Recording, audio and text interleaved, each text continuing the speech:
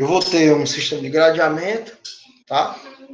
Um sistema de desarenador, comumente chamado de caixa de areia, que vai servir para retirar todos os materiais sólidos mais grosseiros, tá?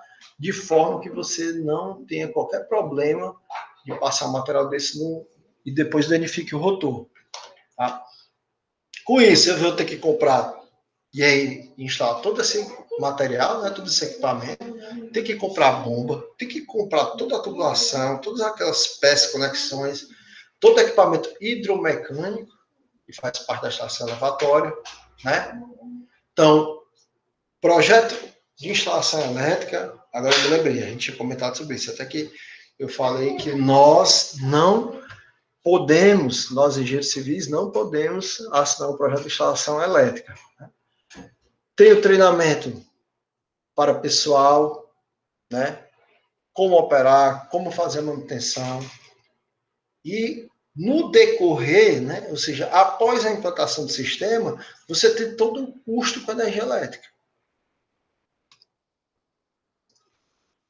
Aí vamos lá. Vai ter debatido, acho que a gente debateu, né? Então nós vamos ter as fases aqui de projeto, tá?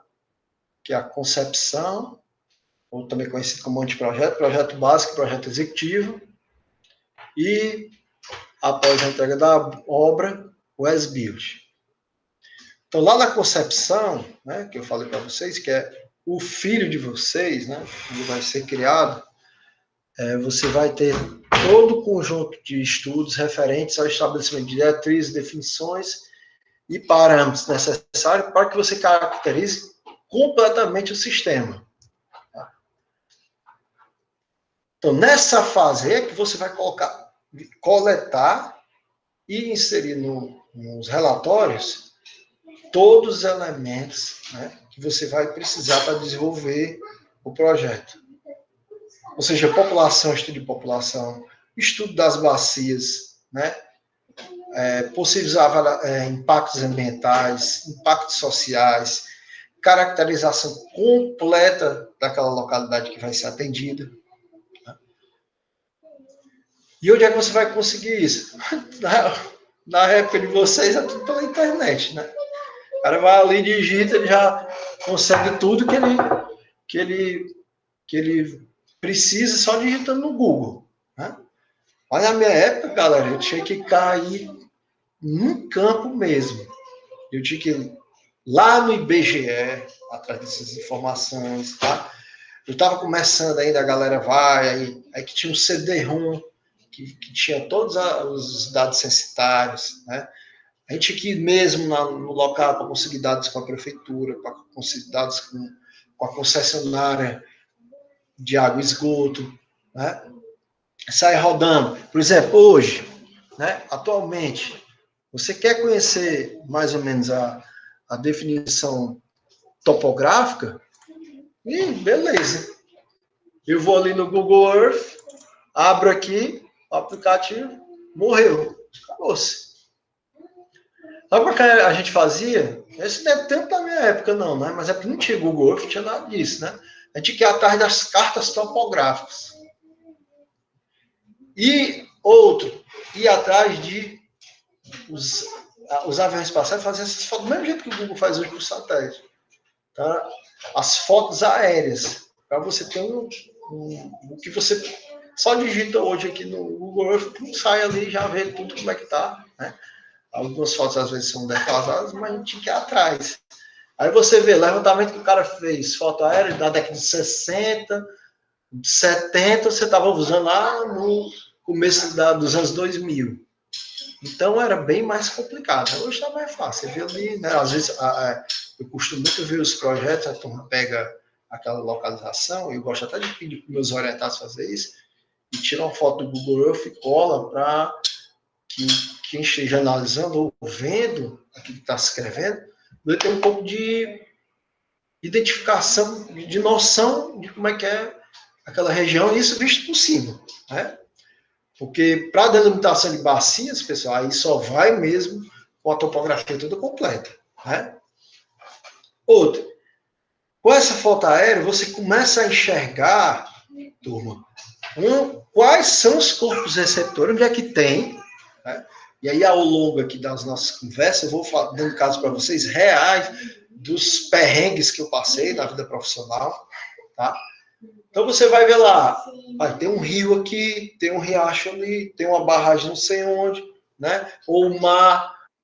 Então, são algumas situações que você vai ter que estudar para ver onde é que você vai jogar o efluente da estação de tratamento de esgoto. Então, não basta, lembre-se, o sistema de esgotamento sanitário não basta só você pegar e coletar o esgoto, não, você vai ter que tratar. E depois tratado? Depois de tratado, você vai ter que lançar um corpo receptor capaz de fazer autodepuração, né, daquele efluente que está sendo lançado nele. Certo? Outro, como eu já falei na sexta-feira, vai que você tem uma localidade lá, um bairro, então um conjunto de casas mais assim afastado, que você precise verificar se há possibilidade de esgotamento, mas aquelas casas estão num ponto muito baixo. Então, aquilo que eu falei sexta-feira, será que economicamente, né, financeiramente, vale a pena o investimento para esgotar 10, 20 casas? Então, isso tudo tem que ser avaliado, né? Lembrando, vocês vão que essa análise aí, ela não pode ser nem superestimada, nem subestimada. Né? Certo?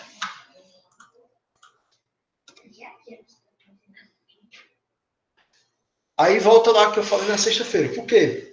De repente você, né? Vamos lá, vou dar um exemplo aqui. Tá o Samuel lá, o Samuel pegou e disse, pô, tem 20 casas aqui. Eu vou fazer com que essas 20 casas elas fiquem sem esgoto sanitário.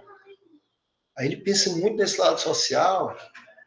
Aí acabou que ele fez toda a concepção dele e contemplou essa região que era mais difícil de ser esgotada. Por quê? Porque ela estava na região baixa. Então, o que foi que ele fez? Ele aproveitou, fez um projeto de estação elevatória, fez toda a avaliação econômica financeira por conta de todos os custos de dispêndio de energia e morto de orgulhoso, e realmente há de se orgulhar de um feitio desse, entregou lá para quem vai analisar o projeto, que geralmente são pessoas que são contratadas por esses órgãos financiadores. Aí o cara pegou lá e disse, não, nós vamos revogar isso aqui, não vamos, está muito caro, não tem como a gente fazer isso. Né? Por isso, pessoal, que tem aquela ambiência lá de você colocar alternativas. Você não pode colocar um projeto como se aquilo fosse uma solução única e entregar. Que aí você pode fazer isso. Ó, pessoal, está saindo muito caro, está fora do nosso limite de orçamento, então esse projeto aqui a gente vai abortar. Pode acontecer isso aí. Né? Então, por conta de valores, você abortou o projeto. Então, tem que ter uma maleabilidade na escolha desses custos que você vai usar na execução do projeto, certo? Então, o que é que você vai ter que fazer quando você virar aquele bonequinho do Google Maps, né? Não tem aquele bonequinho que você já usaram isso, né? Você puxa ele, arrasta, ele fica se mexendo assim, né? Então, eu imagino vocês em 2020 assim, vocês se formando, o cara chama você para fazer um projeto lá na caixa prego, e aí eu te vira. Como foi que aconteceu comigo, né? Me jogaram lá e disseram, você vai ter que fazer isso e ir atrás desses órgãos aqui para você ter embasamento de informações suficientes para a gente balizar o projeto, né? Haja visto, pessoal, que não tinha essa facilidade de você chegar hoje, tem Wikipedia, tem os próprios relatórios todos na internet para você buscar informações daquela localidade. Então você vai ter que cair lá em campo, localização, quais são as vias de acesso, como é que eu faço para chegar naquela localidade, isso é importante.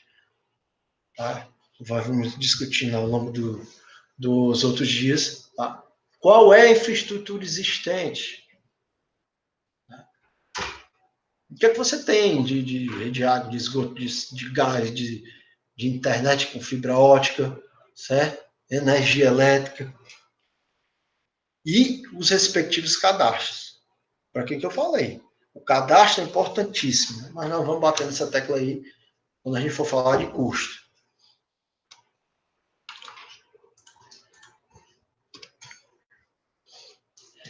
Outro, ampliação ou substituição da rede. Né? Muitas vezes eu gosto muito de pegar trabalhos para orientar, que são redes tanto de água como rede de esgoto sanitário, que estão deficitárias. Então, aí você vai ter que verificar qual o motivo que ela está apresentando aqueles problemas. Por exemplo, nós fizemos aí um TCC, já foi publicado até no Congresso, que era redistribuição de água, que as pressões estavam baixíssimas, então alguns pontos não conseguiam nem receber a água, por conta de tubulação já em fim de carreira. Né? As tubulações estavam desgastadas, alguns tinha muito vazamento, a perda de água altíssima, certo? Que foi o que ela fez? Ela modelou hidraulicamente e propôs as melhorias na substituição de algumas partes da rede que já estavam com mais de, se não me engano, 20 a 30 anos de uso. Né? E ampliação, vale a mesma coisa. Você tem um sistema que está rodando lá, e eu quero, por exemplo, ampliar, eu tenho que ver como é que vai ser o comportamento hidráulico dele naquela ampliação. Vale para a água e também vale para o esgoto. Né? Porque quando você projetou uma parte da rede, você projetou para uma determinada vazão. Então, ao ampliar uma faixa daquela localidade, essa faixa ela vai atender no quesito vazão, que vocês sabem que a vazão ela vai delimitar qual é o diâmetro máximo que eu vou poder usar. Né? E em rede de coletor de esgoto, esse diâmetro é sempre progressivo. Então, eu não vou poder jogar uma vazão pontual em determinado ponto da rede sem fazer essa análise hidráulica. Então, com a modelagem computacional, é muito mais simples de eu ver como vai ser o comportamento. Ou seja, eu vou ter lâminas muito altas, né? Eu vou aumentar a declividade. Então, que soluções eu vou dar? Eu tenho que fazer esse estudo aí do modelo hidráulico, que é muito mais simples quando a gente faz isso em nível computacional. Né? O que mais, pessoal? Definição de população. Né? Você vem fazer uma análise, como vocês fizeram lá em saneamento 1, qual é o crescimento daquela população durante aquele período de projeto. Né? Os 20 anos, geralmente. Você vai lá, faz todas aquelas análises de regressão, para você poder chegar naquela que mais se aproxima do coeficiente de correlação, né? O R quadrado, igual a 1. Aí você lembra que nem sempre aquele valor ali, ele pode ser que ele extrapole. Né? Aí você tem que verificar expansões. Por exemplo, o sujeito fazer um projeto em Sobral atualmente, sem pensar em expansão, é loucura. Por quê? Porque a cidade está crescendo muito. Né? É como foi Fortaleza um dia.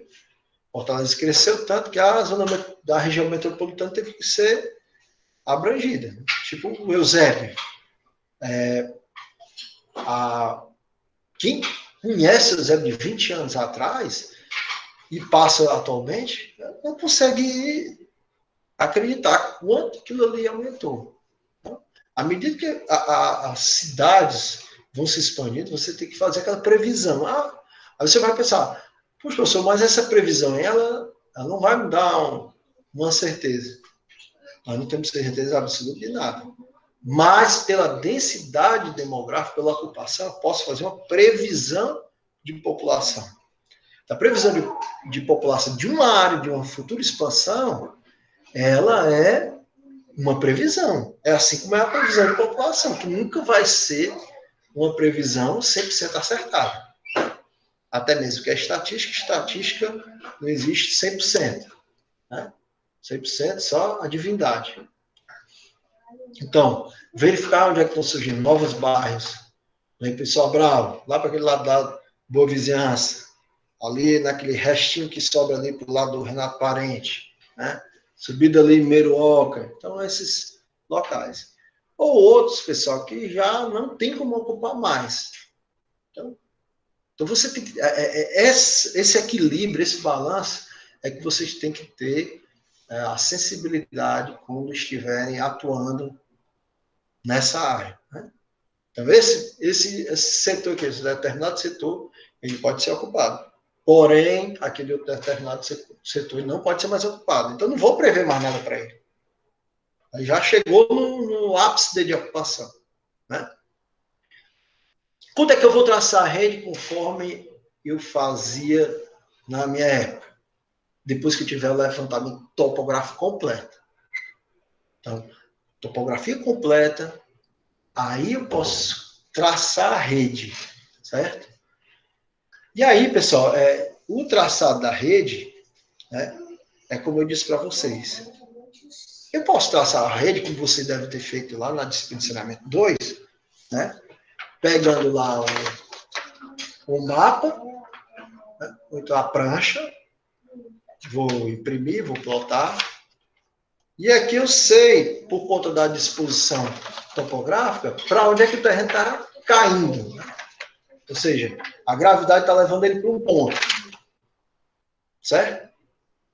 Vai ser isso aí eu estou falando em nível educacional, tá?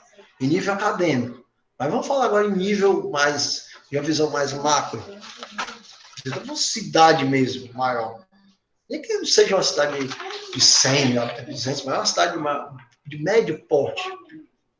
Como é que você vai fazer essa análise só? Aí é onde eu disse, você tem que cair em campo. Tá? Que às vezes, topograficamente, isso quer que fique muito claro para vocês, pode até olhar aqui para cá, topograficamente, a divisão da bacia ela funciona assim, como está essa folha de papel. Então eu vejo claramente que está vindo para cá, vem para esse lado, que está vindo para esse lado, vem para cá. Isso é claro quando eu estou com o papel na mão. Mas, quando eu vou em campo, para fazer realmente esse estudo mais aprofundado, aí eu vejo ruas que eu poderia passar, ruas que eu não posso passar, ruas que eu posso adequar para eu diminuir o volume de escavação. Então, se eu vou passar isso aqui para cá, elas, a olho nu, eu pegando aqui na planta, eu achava, é lógico que não tem nada aqui, né? Tá tudo em branco, né? Mas eu estou tentando levar aqui para vocês, né? Eu achava que essa rua aqui, eu poderia passar para essa bacia, porque ela está caindo para cá. Porém, eu fui lá no campo, fui nessa cidade, e vi que eu acho melhor passar para cá, porque eu vou, por exemplo, diminuir o volume de escavação, ou eu vou diminuir a extensão da rede, que conta também, né, como custo. Então, pessoal, é campo. Então, você vai lá, faz o levantamento topográfico, traça a rede, né?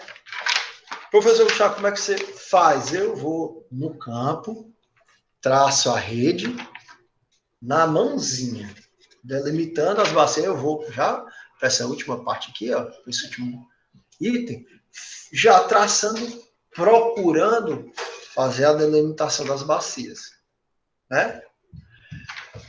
De posse desses dados aí, meu povo, é que eu vou criando as alternativas para o sistema, né?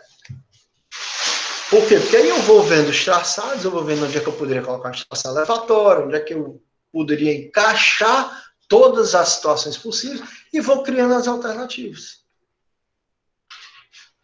Aí você pensa, professor Gustavo, eu fui lá e verifiquei no campo, não tem muito o que fazer, é uma localidade pequena, não tem muito o que fazer. Muito bem, faço duas alternativas, 3 alternativas, que seja. Mas você abre a sua cabeça para verificar. Então, pessoal, projeto de saneamento, qualquer que seja, é campo, tá? É você cair em campo para poder verificar todas essas nuances, todos esses pontos que eu estou falando para vocês, né? Que você só vai ter noção quando você tiver ido na localização de projeto, tá? Então, vou continuar aqui. Vou voltar aqui. Pronto. Quando você cai em campo também, você vai vendo onde é que você vai poder esgotar e onde vai ficar muito caro você fazer a rede coletora de esgoto, né? Como eu já disse, ponto de difícil acesso, né? Escavações muito elevadas, aí você não, vou dar situações individuais, né? Em vez de coletivas. Porém, você pensa, não, mas tem um ali, um bairro todo. Aí eu vou colocar tudo consumidor? Não.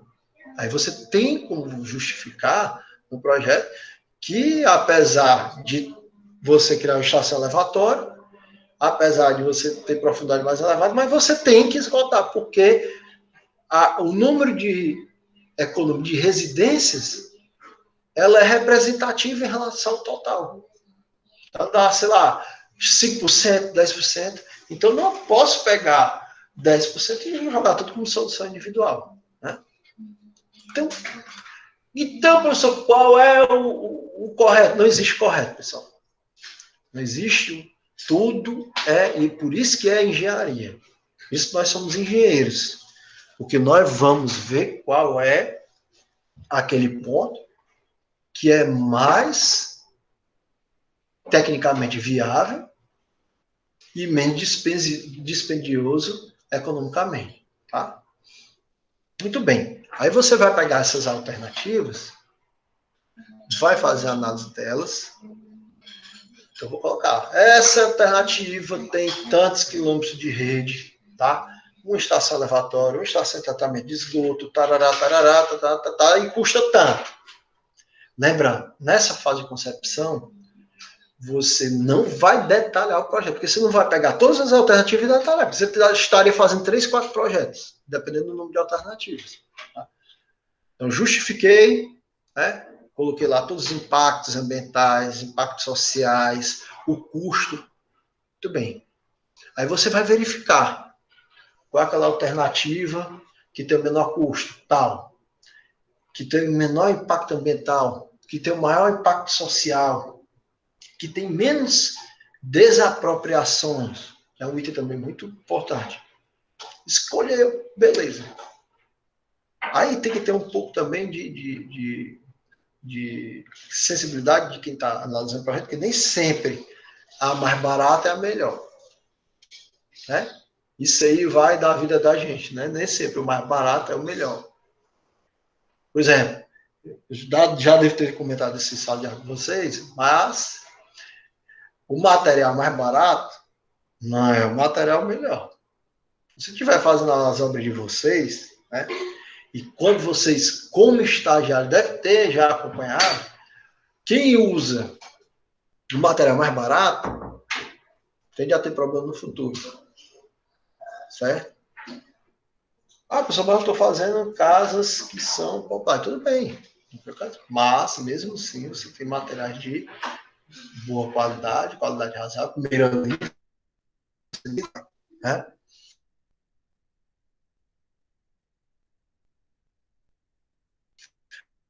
Quando eu tiver instalações de estações elevatórias ou escavações com profundidades elevadas. Não tem para onde correr isso aí. Certo? Mas aí, pessoal, significa também, e aí eu gosto de bater essa tecla, que é o que você criou uma estação elevatória, ou que você escavou com uma profundidade maior, depende, nós vamos ainda debater sobre isso, que você, então não vou fazer mais projeto não, isso não existe. você estaria fugindo da engenharia, né? Aí é onde tem que entrar o engenheiro projetista. É fazer essa análise, esse equilíbrio. Né? Outra é você fazer o conhecimento de como é que a população faz uso da água, qual a expectativa de melhorias no quesito da saúde pública, né? Isso geralmente a gente consegue por aplicação de questionários. Isso é muito importante, porque depois você vai ter que entrar com a educação ambiental. Como eu falei para vocês, não é fácil você, certo? Colocar na cabeça das pessoas a importância do saneamento. Por quê? Porque as pessoas, infelizmente, foram acostumadas a viver sem ele. Então, você já vive na lata do lixo, quando te joga uma coisa melhor, você tem que preparar aquela pessoa para isso. É porque os hábitos dela estão todos atrelados à realidade dela anterior. Né? Então, por isso que então, você conscientizar a população da coleta do esgoto, né? Fazer a ligação de não fazer a ligação das águas pluviais na rede de esgoto, né? Desperdício da água, captação da água de chuva, higiene sanitária, entre outros, principalmente nessa época doida que nós estamos vivendo. Matheus, eu falo já. Eu vou já dar uma parada para a gente, certo? Falar sobre... Eu gosto dos comentários de vocês, né? E aqui é mais um bate-papo do que outra coisa, né? Só aspecto cultural. Chego já lá, viu, Matheus? Aspecto cultural. Aspecto cultural. Você pergunta, não, o que é que tem isso a ver, né? Olha, muitos locais que você vai visitar, mesmo você entrando lá e lembrando de mim, o professor Gustavo falava, eu tenho que conhecer minhas obras, eu tenho que ir lá conhecer meus projetos. Às vezes tem uns detalhes que a população local vai ter mais conhecimento que você. Você, engenheiro formado, bonitão, tá, mestre, doutor, mas tem informações, tem que os locais têm muito mais poder de te dar uma alternativa mais viável do que você mesmo, porque eles conhecem. Né? Eles podem apresentar algumas sugestões que sejam mais convenientes e oportunas do que você mesmo. Por exemplo, olha, eu vou passar essa rede por aqui, eu vou colocar a estação elevatória aqui. Aí o cara chega lá e diz, olha, eu coloquei aqui da terra do fulano. Não, mas a gente vai desapropriar. Não, mas é espólio. E aí? Mas o interesse da União, do Estado, não está assim. Mas você vai criar uma confusão, né? Que às vezes uma soluçãozinha ali melhor. Você faz um pouco mais para cá, que cai na minha terra. Aí você desapropria, tá, beleza. Entendeu? Então, essas são coisas que a gente só vai aprender quando cai no campo. Tá? Quando você tem também problemas no pagamento de tarifa, pessoal, você já vai saber que você vai ter problema de pagamento de ligação da rede coletora. Por quê? O que é que acontece? Quando vocês viram que o cálculo das vazões, a gente tem um coeficiente chamado de coeficiente de retorno. Né? Por exemplo, aqui em Fortaleza, algum tempo atrás, você pagava o dobro da tarifa. Por exemplo, você pagava água e eles cobravam o dobro. Até que um deputado entrou com ação civil pública e derrubou isso aí. Por quê? Porque a gente sabe, quando a gente vai projetar, né, a gente usa o coeficiente de retorno igual a 80%. Porque nós sabemos que nem tudo que vai, né, que vem como água, vai como esgoto. Então, por que você é cobrado 100% se o próprio projetista usou 80%? Aí passou-se a utilizar 80%. Então, se você gasta R$100, você vai pagar 180. Né? Então, aí, se você já tem problema de inadimplência, você vai criar outro problema maior, você vai ter que, quem não vai pagar água, mesmo vai pagar esgoto. Aí começa um problema que teve aqui em Fortaleza mais ou menos há uns 3 anos, que a turma que ligava, pessoal, é um problema de drenagem pluvial, de as pessoas ligarem a rede pluvial do esgoto, ou então a rede de esgoto na rede de drenagem. É por isso que você passa em alguns canais da cidade do terceiro mundo e o bicho está repleto lá de esgoto passando. Por quê? Porque a turma já disse, eu vou ligar não, eu vou jogar aqui e pronto. Por isso que tem uma lei, eu não me lembro de cabeça aqui, que obriga a pessoa a fazer a ligação. Você tem rede coletora passando na sua casa, na frente da sua casa tem. Então você é obrigado a ligar. Ah, mas eu vou pagar 80%. É obrigado. Então, é um problema de saúde pública. Né? Certo? Deixa eu ver aqui para outro slide. Pronto. Eu paro aqui e a gente conversa. Então, mais um aqui para ouvir também a palavra de vocês, ou a digitação, né? Mão de obra local, pessoal. Você vai fazer não sei que seja de um distrito ou numa cidade, então há uma expectativa de geração de emprego, certo? E com a geração de emprego e com a obra em si, o canteiro de obra, os funcionários, há aquela rotatividade de capital. Além de ter uma geração de empregos, há uma falsa expectativa de geração de emprego. Isso é um problema que aí é onde entra também a parte social.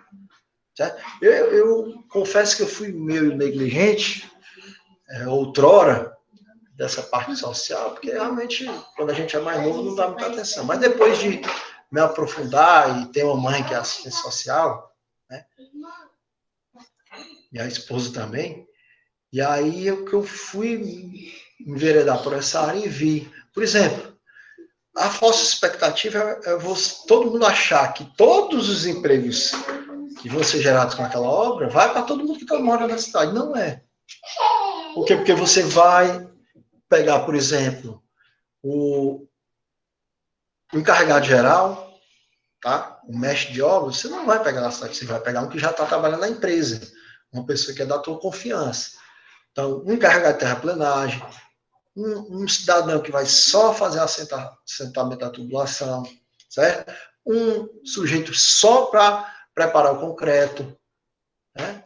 Topógrafo. Então, o que você vai pegar? Você vai pegar auxiliar de topografia, você vai pegar um servente, então você vai pegar vigia para o canteiro de obras. Então você tem uma série mesmo sem ter a geração de emprego. Você pode pegar um administrativo local, certo?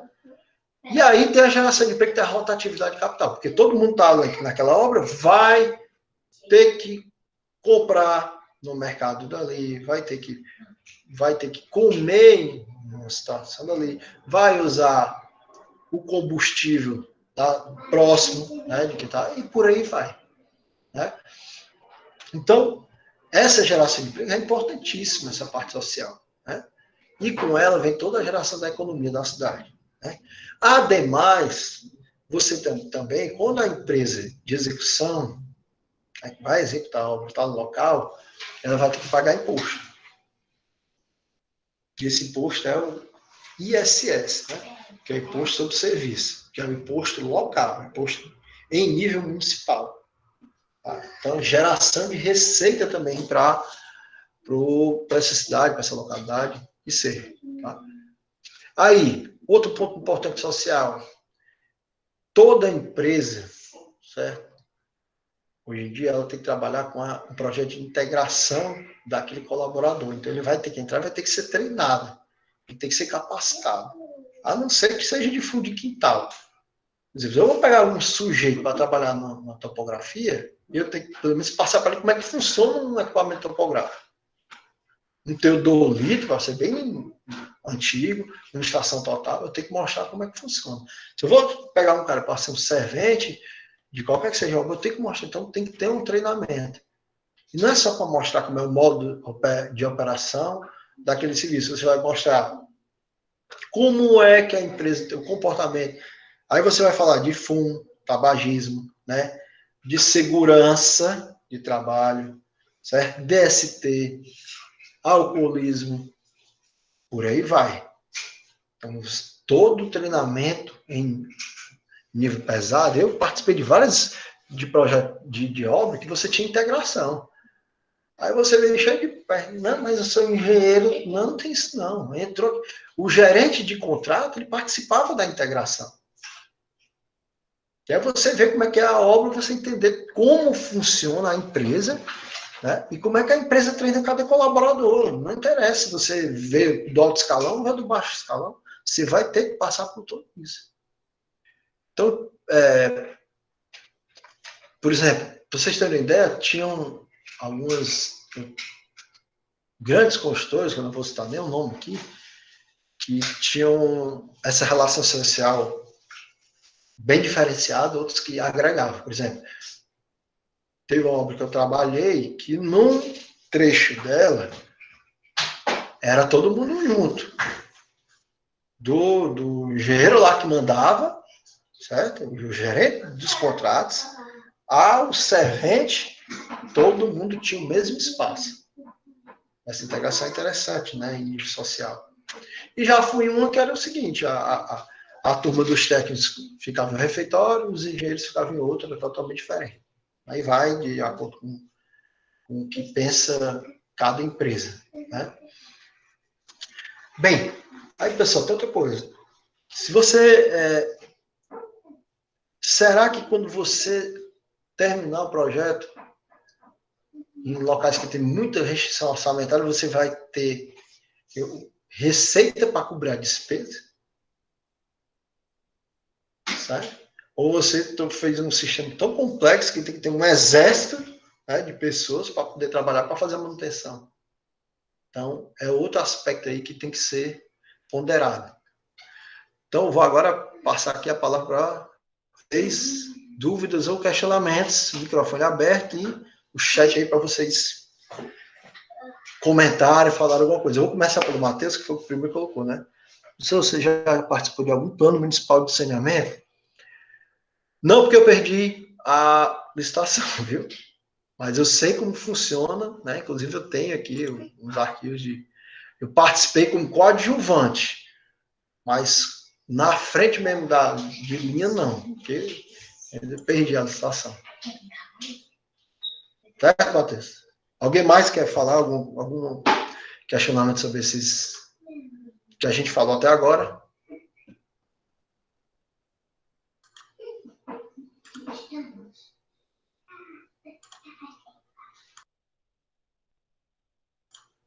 Tá todo mundo aí mesmo? Acordadíssimos? Opa, a Inara tá aqui. Vou ler aqui. Se um bairro de uma cidade ainda não existe rede de esgoto, a concessionária de água pode cobrar taxa de coleta de esgoto? Claro que não. Não pode, né? Porque você não tem um serviço. Você só pode cobrar a partir do momento que houver a ligação. Então, essa ligação aí, como qualquer serviço que for feito pela concessionária, ela vai ter que ter um documento emitido. Né? E outra coisa, ele é proporcional. Vamos dizer que o sujeito fez a tua ligação na metade, no meio do mês.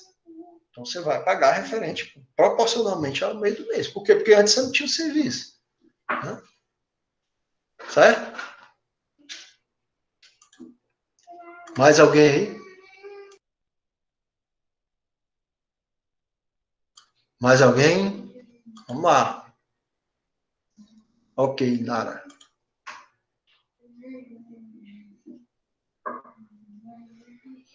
Não? Vamos para frente? Então, continuando, né? Então, vamos, pessoal, aqui.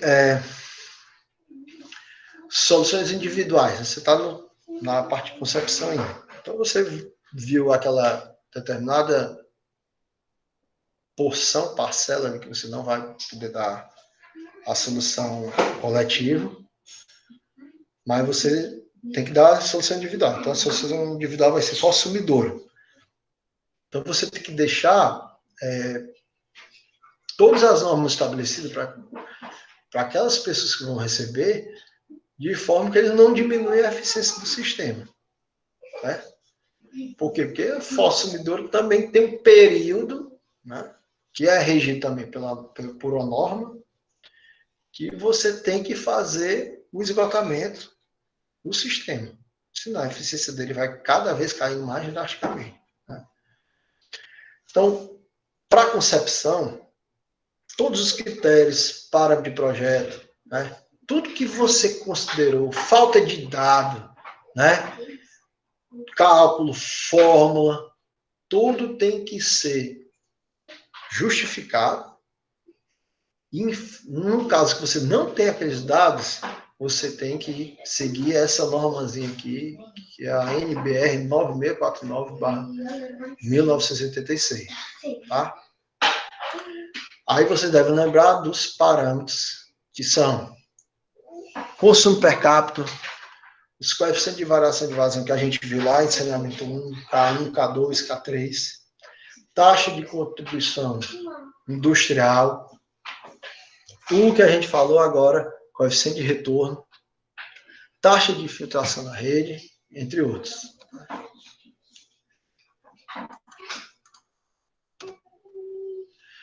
Então, para cada alternativa, lembre-se, eu estou na fase de concepção. Eu vou pré-dimensionar as unidades, tá? Vou apresentar os detalhes das soluções coletivas ou individuais, vou colocar as bacias de contribuição, os traçados da rede, o material da rede que eu escolhi, as memórias de cálculo, o tipo de nível de tratamento, né, se o projeto também contemplar o tratamento, a identificação do corpo receptor. Aí, pessoal, vou pegar aquela planta lá que você usou para traçar e vou fazer a delimitação. Talvez alguns de vocês tenham feito na disciplina de saneamento 2, a delimitação das bacias, né? Mostrando bacia A, bacia B, bacia 1, 2, como você chamar, pintando cada um de uma cor diferente, para que ela fique mais clara, para aquela pessoa que está analisando. Você não vai entrar em detalhes, você não vai apresentar um orçamento detalhado, você vai fazer esse pré-dimensionamento, tá? Então você vai mostrar, eu tenho 200, sei lá, 10 km de rede de 150, com mais 3 km de rede de 200, o custo é esse aqui, tá? A memória de cálculo é essa, mas sem entrar muito em detalhe. Por quê? Porque esse detalhe vai lá para projeto básico. Muito bem. Aí, você saiu da concepção e vai para o projeto básico, né? No projeto básico, você vai pegar a alternativa, né? E vai começar a apresentar mais detalhes dela. Então, por exemplo, você pensar, mas qual a diferença do projeto básico e executivo? No executivo, é o produto final, tá?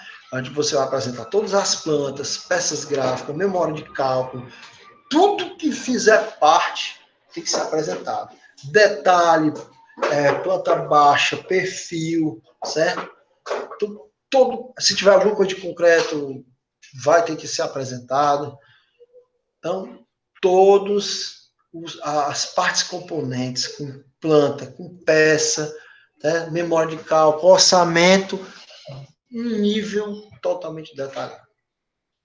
Esse é o projeto executivo. Esse vai ser o seu filho que você vai entregar para quem vai receber o projeto, que vai ser pago para isso. Então, são volumes, né? Geralmente, quando você tem um projeto muito grande, são volumes tão grandes, pessoal, que eles são divididos em volumes, em tomos. Tá? Eu vou mostrar para vocês aqui quando eu for mostrar o projeto real. Tomos, tomo 1, tomo 2, tomo 3. Por quê? Porque não são só volumes. Cada tomo tem uma divisão, cada divisão tem vários volumes. Então, eu tomo 1, tomo 2, tomo 3. Dentro dali tem vários volumes. Tomo 1, volume 1, tomo 1, volume 2, 3, assim vai. Certo? Todos para um horizonte de projeto, geralmente 20 anos. Né? Que em casos excepcionais, devem ser justificadas. O que é que você pode fazer que era muito comum? É você dividir o projeto em etapas, né?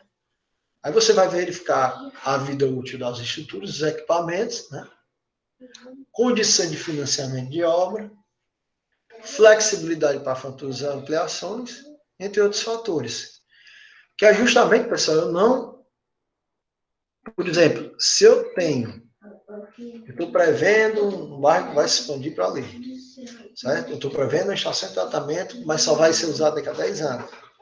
Eu estou prevendo o crescimento daquela população, então não tem motivo de eu pegar e adquirir tudo numa primeira etapa.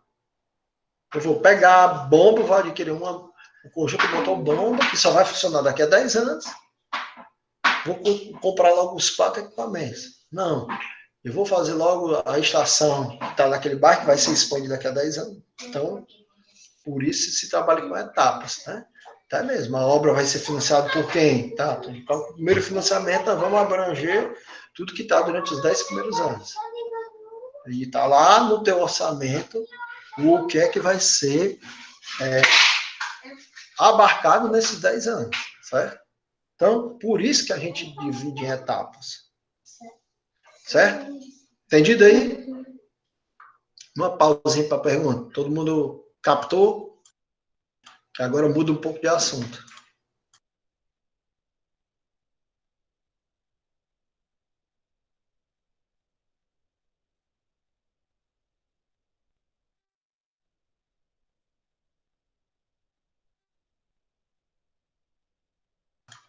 Tranquilo, pessoal? Entendo. Então, vamos lá. Outro ponto aí que vocês devem ter visto na disciplina de saneamento 2 são os tipos de sistema, né? Aí nós vamos comentar aqui sobre eles, tá? Então, você tem o sistema unitário. O sistema unitário ele recebe as águas residuárias. As águas residuárias é o mesmo efluente, é o esgoto sanitário, tá? Doméstico. Também recebe industrial, água de infiltração, são aquelas que entram pelas juntas das tubulações, águas pluviais, tudo isso passando pelo mesmo conduto, certo? Esse é o sistema unitário, tá? Até aqui é o balãozinho que chuva, né? Já comentar os três. Nós temos também o sistema separador parcial. O separador parcial pega o esgoto sanitário, águas residuárias domésticas, né? E apenas as águas, né, uma parcela pequena das águas pluviais, que são aquelas que foram coletadas nas edificações. E nós temos o sistema separador absoluto, que a drenagem pluvial é totalmente dependente do sistema coletor de esgoto sanitário. Bem, aí aqui, ó, no sistema unitário eu combino chuva. A chuva entra aqui. E aí, pessoal, água de esgoto sanitário, de industrial, água de infiltração, pluvial, que tamanho vai ser esse coletor? Então, é muito caro, porque eu estou juntando tudo em um só. Então, é um sistema bem oneroso. O sistema separador parcial tem o problema também que você está jogando água, né, junto com o esgoto, e você vai aumentar aí a vazão. Né? Separador absoluto, cada um está no seu lugar, então é cada macaco no seu galho, é tranquilo. Aqui você vai ter um problema com fiscalização, para não recair naquilo que eu falei há pouco tempo, que é juntar a água da chuva com o esgoto, né? Certo? Não tenho diluição, o que ocorre aqui, né? Eu vou ter diluição do separador parcial, né? E aí, pessoal, outro ponto é a pavimentação.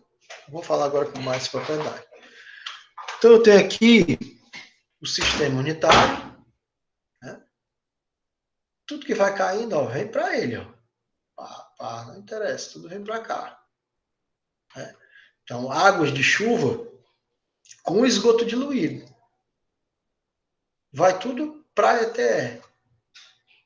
E para a ET vai esgoto, mais a vazão de base e a parte de primeira chuva.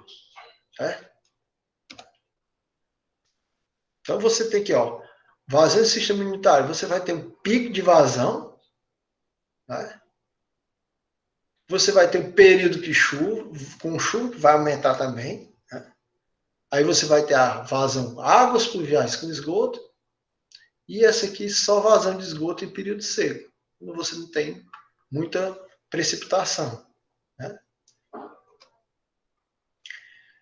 Bem, vocês terem uma ideia, isso aqui, pessoal, é um coletor. Sistema imunitário. Por que aqui em Tóquio não tem inundação? Porque os caras lá no século XIX já estavam pensando, era muito na frente. Então eles já fizeram o sistema para abarcar tudo. Né? Então eles abrangem logo tudo. Vocês devem ter visto em filme, em algumas cidades dos Estados Unidos, que o esgoto passa todo subterrâneo, em canais. Então, ali para dar um extravasão é muito difícil. Então eles já pensaram isso há muito tempo, ó, como é que funciona. Então, pode vir a água que vier aqui. Ó, outro coletor gigante. Não tinha essa questão de, não, vamos ver, vamos analisar diâmetro.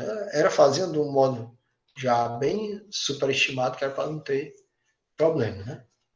Aqui vocês têm um coletor em Paris, ó, certo? Outro desse sistema imunitário em Londres, né? O cara fazendo hidrojateamento aqui, também nós vamos falar sobre isso. Aí você vê, ó, a intensidade das chuvas, né? Em algumas cidades do mundo. Aqui você vê a intensidade por duração da chuva. Quando eu tenho um sistema separado absoluto, né? Que tá todo, cada um está dividido, né? E eu tenho vazão de base, vai para o rio, águas pluviais e 100% da casa é difusa. Tudo para o rio. E o que vai para a ETE é esgoto. Esgoto sanitário. Certo? Então, o sistema separado absoluto, pessoal, ele veio em 1879. Tá? Foi proposto pelo George Warren, tá? Lá em Memphis, e que foi adotado pelo Brasil desde 1912. Tá? Esse sujeito que vocês estão vendo aí é o Saturnino de Brito. Tá? Ele foi que pegou a ideia e implementou aqui no Brasil. Bem, pela ABNT 1986, que é a ANBR 9649, tá? O sistema separador absoluto ele é o conjunto de condutos, instalações e equipamentos destinados a coletar, transportar, condicionar e encaminhar somente esgoto sanitário a uma disposição final conveniente, de modo contínuo e higienicamente seguro. A participação de outras contribuições no cálculo das vazões fica por conta da parcela de contribuição pluvial e ela não está computada no sistema separador absoluto. Né? Então, o separador parcial vai receber parcela das águas de chuva provenientes de telhados e pátios, das edificações, e o absoluto vai estar em tubulações separadas. Né? Uma exclusiva para coleta de esgoto e outra para águas de chuva. Certo? Então, vocês podem também ter outras figurinhas aqui, ó. Rede de esgoto, ETE, drenagem pluvial, corpo hídrico. Né? E aqui os dois se misturando, sendo que uma parte lança no corpo hídrico, a outra passa para a estação de tratamento de esgoto e depois lança no corpo hídrico. Certo? Bem, então, como eu justificar o sistema separador absoluto? Tá? Essas justificativas, pessoal, vêm dos dois, do autores, né, daquele livro que eu mostrei para vocês, que é o Coleta e Transporte de Esgoto Sanitário, é esse livro aqui, exatamente. Então, eles colocam uma série de justificativos de ser usado o sistema separador absoluto. Custo menor. Eu tenho tubos mais baratos, que são mais fáceis de ser obtidos, que tem fabricação industrial, né, como tubo de PVC e derivados, manilhas. Então, são mais fáceis de executar, vão reduzir custos e prazo de construção. Né? Então, se você tiver um planejamento integrado, eu posso até, vai ser possível a execução de obra por etapa, em que eu vá construir uma parte e estender primeiramente aquela que tem maior importância. Né? Então, eu vou ter um investimento inicial menor, certo? Quais outras justificativas? Eu reduzo a extensão das tubulações de grande diâmetro em uma localidade, né? Porque eu não vou exigir que eu tenha galeria em todas as ruas. Tá? Não se condiciona, não obriga a pavimentação das vias públicas, certo? As condições para o tratamento de esgoto são melhoradas, né? Porque eu vou evitar a poluição das águas receptoras por conta de qualquer extravasão que eu tenha em período de chuva intensa. Desculpa. O cara tem uma chuva intensa, pá, aquela extravasão vai lá para cima. Então, eu evito, né, essa carga de maior poluição das águas quando eu tenho essa extravasão. Certo? Bem, no Brasil, pessoal, notadamente, nos municípios de menor porte, a galera não tá nem aí. Junta logo água pluvial com esgoto e manda embora. Tá? Então, você tem um sistema que vai operar ineficientemente. Tá? Ou seja, por quê? Porque você não tem drenagem, tá? Ou o sistema de drenagem não está sendo eficiente, ele está totalmente defasado. Tá? A galeria deve estar com problema, certo? Os condutos já devem estar todos obstruídos, né? Então ele não funciona mais a contento. Então você vê aqui nessa figura retirada do site da EPA, né? Environmental Protection Agency, vocês conhecem lá do EPANET, todo o sistema aqui, ó, sistema combinado de esgoto, ó, que é indústria, tal, passa pela estação de tratamento, ó, que é Wastewater Treatment Plant, né? Aqui esse sistema separador, aqui as casinhas, cada um contribuindo, aqui, ó, certo? Ela vem por aqui e passa também aqui pela estação de tratamento de esgoto, certo? Bem, quais são as normas que vocês vão ter que seguir na execução de um projeto? Tem a NBR 9648, que é estudo de concepção de sistema de esgoto sanitário, tá? Que é de 86. A NBR 9649, essa você vai ter que andar debaixo do braço, que é a de projeto de rede coletora, né, de 86. Você tem a NBR 12207, que é só para projeto de interceptor, que é, eu vou falar isso depois, tá? Que é diferente do cálculo da rede coletora, que foi lançado em 89. Você tem a NBR 12208, que é só para estação elevatória de esgoto sanitário. E tem a NBR 12209, que é de projeto de estação de tratamento de esgoto sanitário, promulgado em 1990. Bem, aí, turma, eu tenho aqui, né, o que são, né, os órgãos acessórios da rede. Antes disso, a velha pergunta. Alguma dúvida aí? Algum questionamento? Tá tranquilo até aqui? Samuel. Professor, algum desses tipos de sistemas é mais indicado para execução ou cada projeto irá requerer um tipo específico de sistema? No Brasil, adote separador absoluto. Se você quiser fazer se tiver alguma característica de projeto que destoa daquilo que tem na norma, ou que se segue em qualquer normativa, você tem que justificar no projeto. Né? Aí cabe o órgão financiador, o analista que está fazendo aquela avaliação, acatar ou não. Né? Ok? Mais alguma pergunta aí, pessoal? Até agora?